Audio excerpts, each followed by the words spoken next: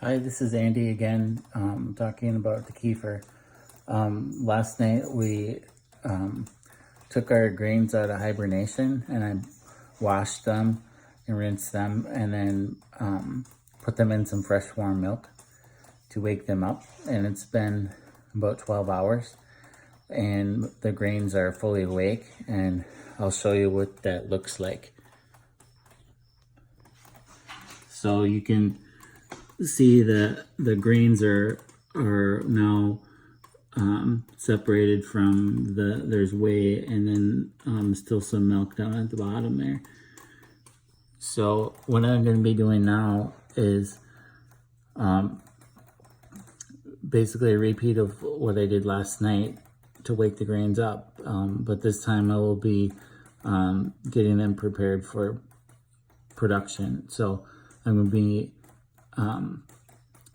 putting them through the strainer and rinsing them.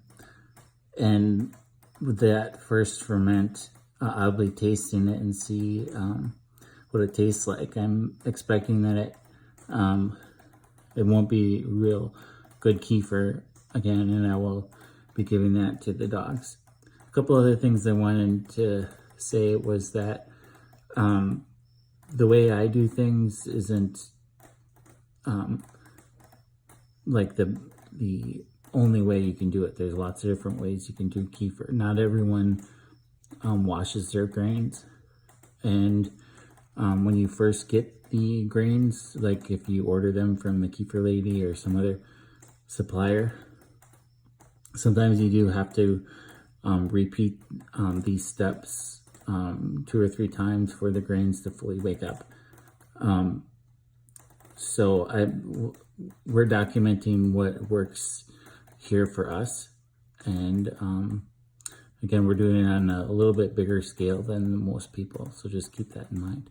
So I'll be I'm not going to repeat the rinsing on this video, and I'll be back in shortly with another segment.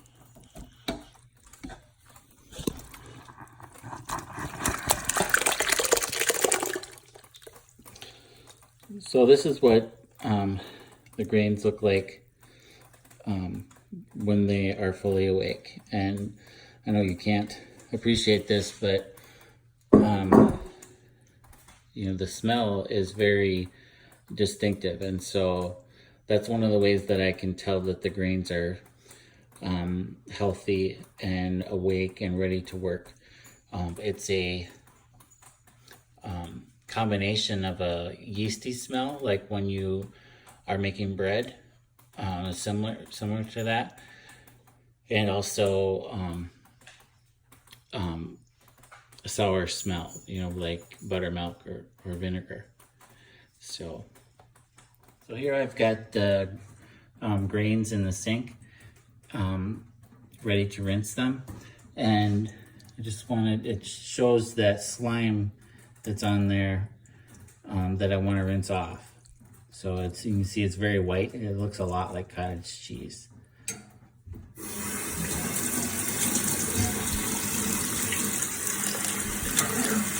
And at this point, this kefir actually tastes quite good. So I will probably end up making a smoothie with it or something.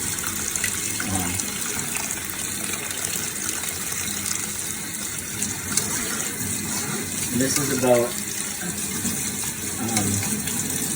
half gallon of kefir grains, which is a little over 2 pounds. And now that they're fully awoken, they should be able to ferment 4 to 5 gallons of milk in 24 to 36 hours. So as you can see, I'm rinsing away that slime, leaving just the grains behind. So the kefir grains are now fully active and ready to start producing kefir. And so what I do then is I divide my kefir grains up into equal parts. I have enough grains to ferment 4 to 5 gallons of milk in 24 to 36 hours, which is kind of the golden window to make really good kefir. If you have a lot of kefir grains, you have to make sure that you don't have too much grains in your batch. Otherwise, what happens is that it ferments too quickly, and which isn't necessarily a bad thing, but if you're wanting to get the full health benefits of your kefir, you want to have it ferment at least over 24 hours, 24 to 36 hours. And the reason for that is that a lot of the really special benefits that you get from kefir is from the proteins that are made by the kefir grains, and the proteins aren't made quickly. So just the fermentation, the acidification of the milk, that doesn't take so long, but the production of the special proteins takes a while. So because of that, you don't want to have too many grains in your volume of milk. And in a bit, I'll show you how much I use per gallon. And I'm sure there's probably a scientific formula to figure it out, but I just have learned by experience what seems to work using our milk and the grains that I have. And I'm not sure if I mentioned this, but I got my grains from the Kefir Lady. You can buy them online from her. My original grains that I got. And she has very good grains, and she got them from a lady from Russia. And all kefir grains have a common ancestry. They go back about 1,500 years to Southwest Russia. So the Kefir Lady has a very good reputation, and she grows her grains in goat milk. And so for those of you that are using goat milk as a source of your milk for kefir, it's a really good option. And the grains that I have gotten from her have multiplied multiple times over since, when I started. I just had 2 tablespoons basically, and now I've got a half a gallon of them. So this is what the grains look like in their jar. So I've got 4 other jars, all with equal amount of grains in them, and that should ferment the fresh milk into kefir within 24 to 36 hours. And the trickiest part of making kefir is knowing when to stop the fermentation. I'll be talking about that in the next video. So all I'm going to do now is just top off all my 5 jars with milk, and so I'll see you in a bit. So I've got my my fermentation jars all topped off with milk. I'll show you that in a few minutes here. And I have the grains in the jars as well. So this is what it looks like when I my production. So I've got 5 jars, all with equal amount of kefir grains in them. And I like to label the jars. I just put a K on top, just because then, family members or employees, they won't think that someone just forgot to put the milk away, because we often we'll use milk in baking and whatnot. So if you put your kefir in the refrigerator while it's supposed to be fermenting, that wouldn't be good. So I'll show you here quick the kefir that was made from the first ferment. In the other video, I said that often this doesn't taste so good. and which is usually the case. But this one actually tastes very good. It tastes just like normal kefir. So good kefir should be thick, almost thick like a milkshake.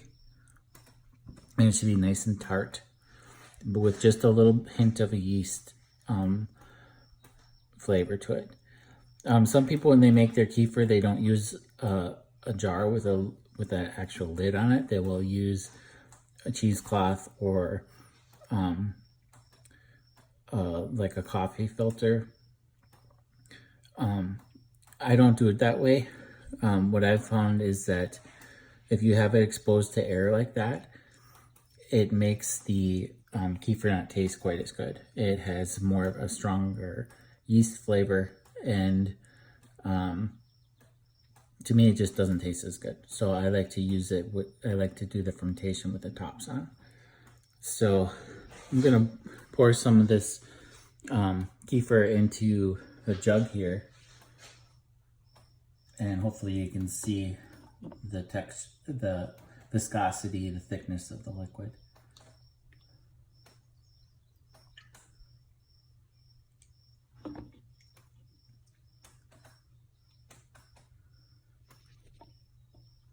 So I'm going to drink the rest of this.